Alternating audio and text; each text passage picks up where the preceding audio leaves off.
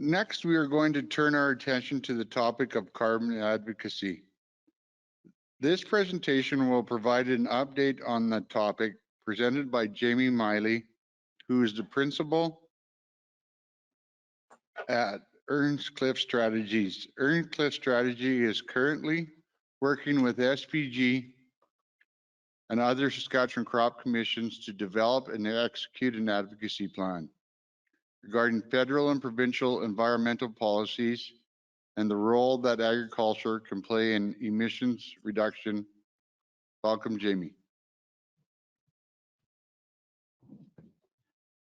Okay.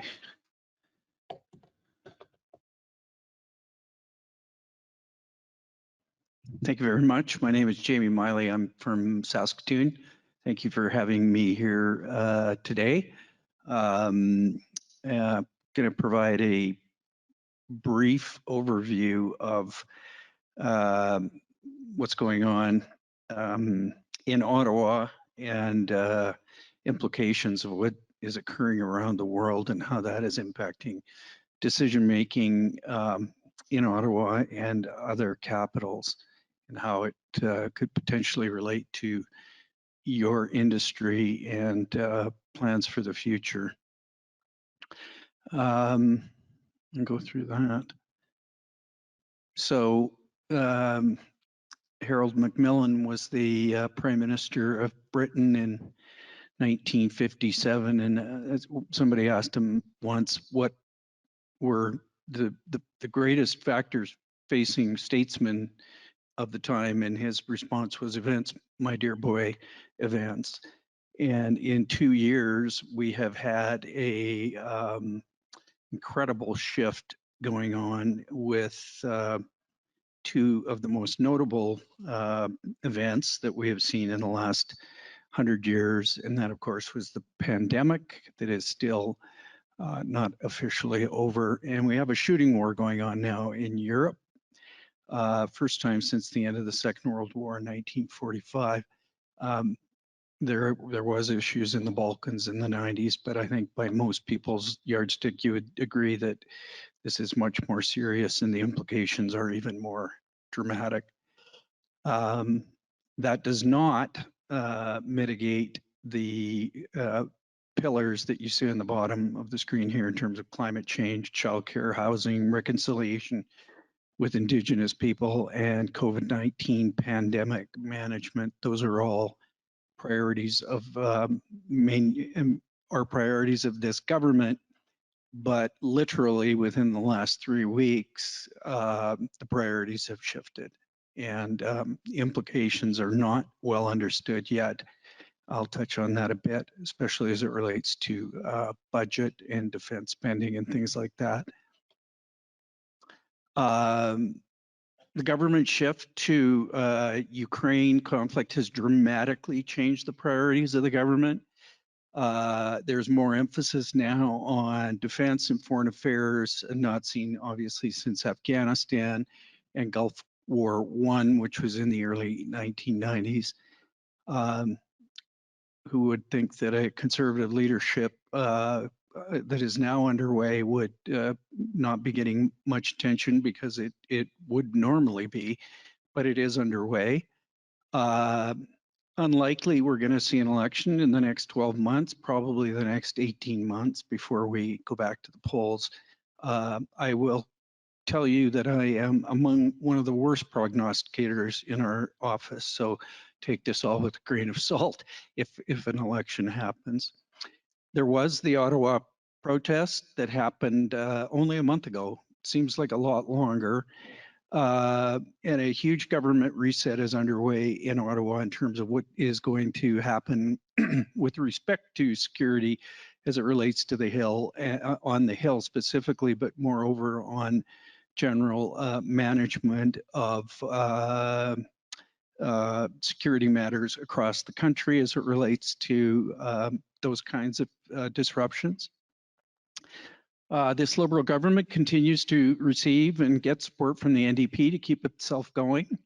And with significant change in real world problems underway, federal government will continue to push through its agenda without fear of a defeat on a confidence matter in the House of Commons. Again, my prediction, and you can record it and then play it back to me and say you were wrong.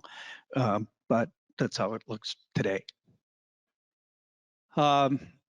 Big news, obviously, on March the 4th, the Agriculture Minister Bebeau announced a new round of consultations on March 4th. Those center around how to meet Canada's national target of reducing absolute greenhouse gas emissions associated with fertilizers by 30% below 2020 levels by 2030. Government notes that nitrous oxide emissions, and particularly those associated with synthetic nitrogen fertilizers, are the fastest growing contributor to GHG emissions. The minister also released a discussion document relating to this topic.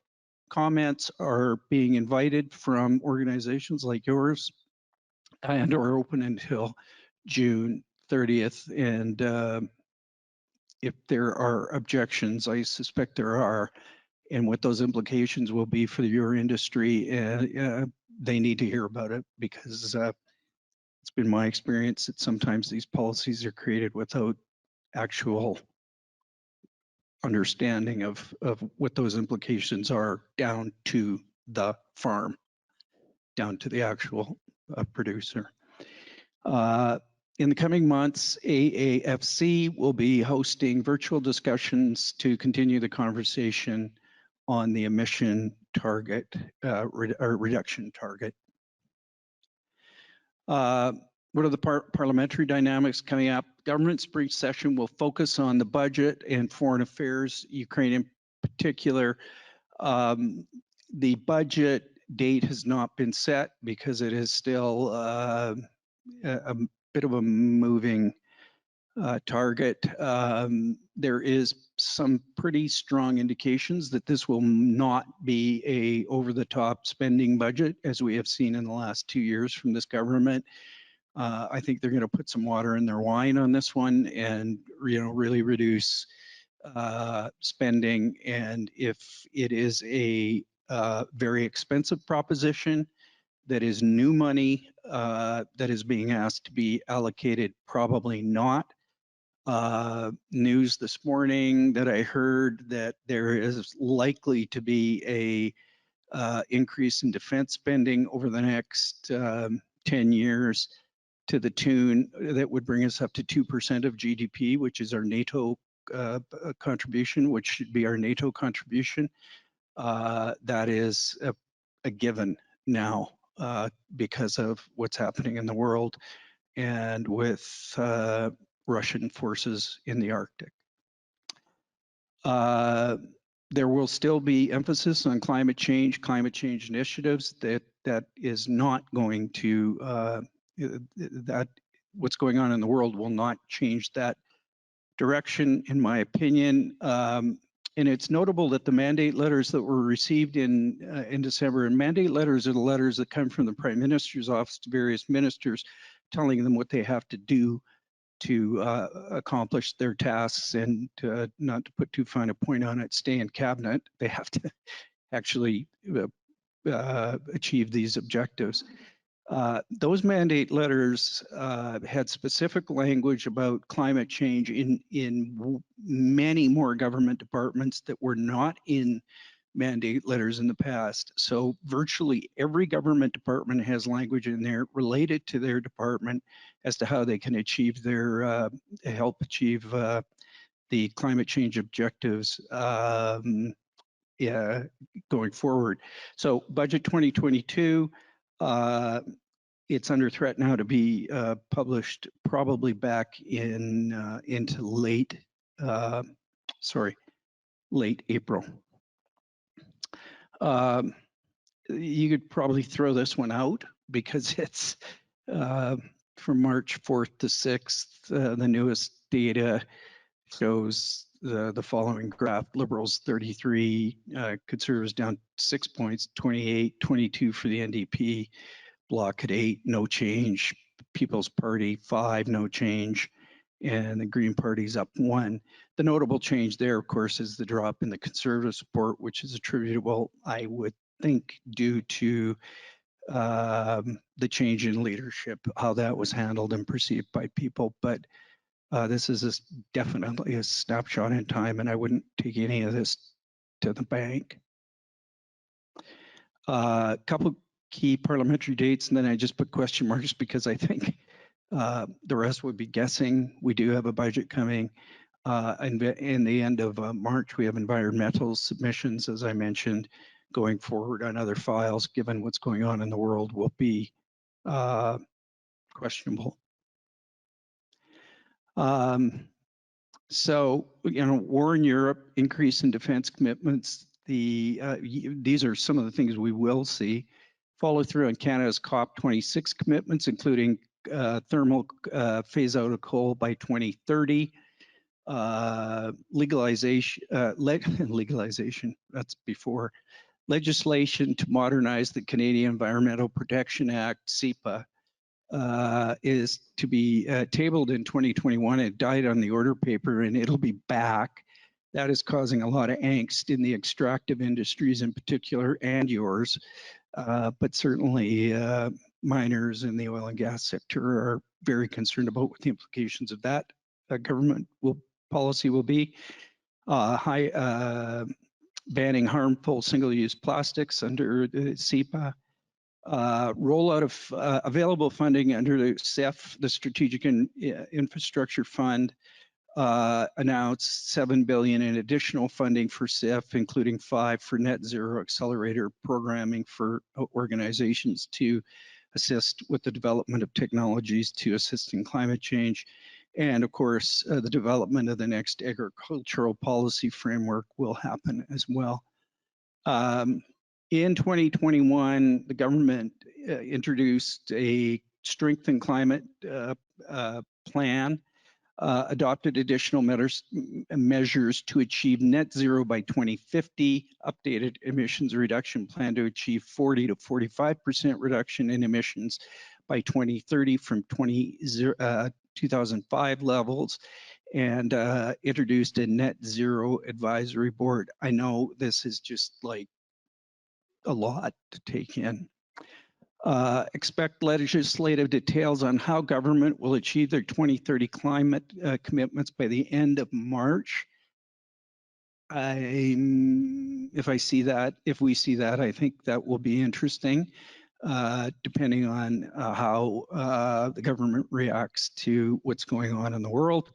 But that's the date that has been set. And they will implement Canadian Net Zero Emissions Accountability Act, cap and cut oil and gas sector emissions significantly, reduce methane emissions across the country, mandate ZEVs, introduce a clean electricity standard to achieve net zero electricity grid by 2035, and limit fossil fuel subsidies by 2023. That's happening now. There will be no more fuel subsidies. The exception will be continued support of the industry to shut down abandoned oil and gas wells. That will continue. Agricultural specific environment policy, green agricultural plan, increase support to farmers to develop and adopt agricultural management practices to reduce emissions, store carbon, and enhance resiliency.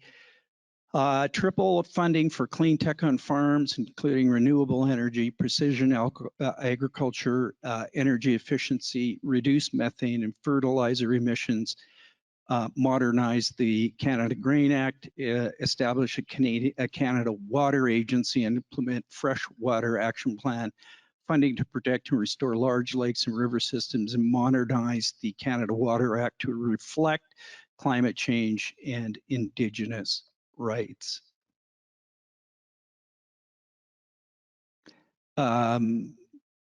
Going forward for your group, and Carl and our group have been working, as was said, there's no real science to this. It's more nuance, as the previous slide said.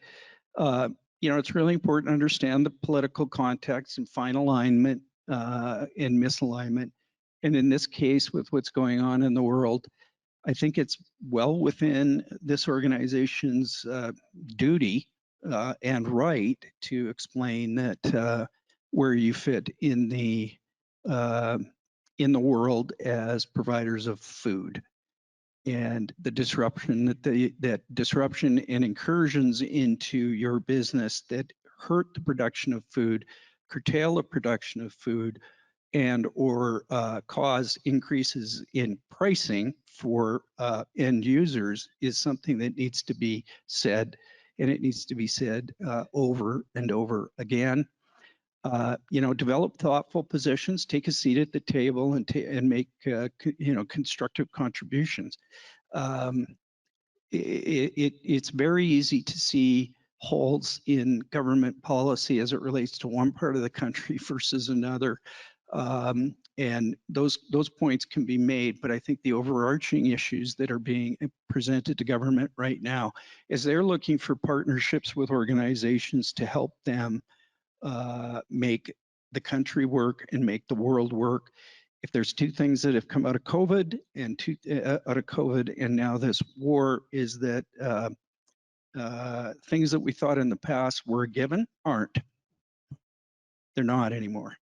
And so where you fit as a steady, reliable supplier of food can't be overemphasized. That's my opinion.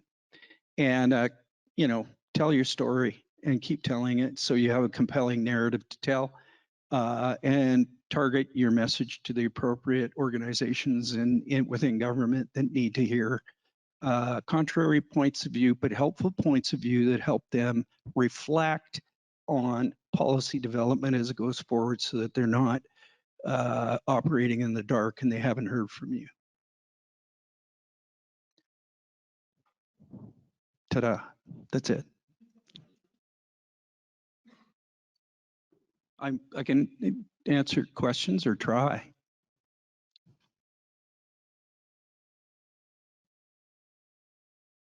I'm pleased to report I did not get a speeding ticket on the way here from Saskatoon this morning.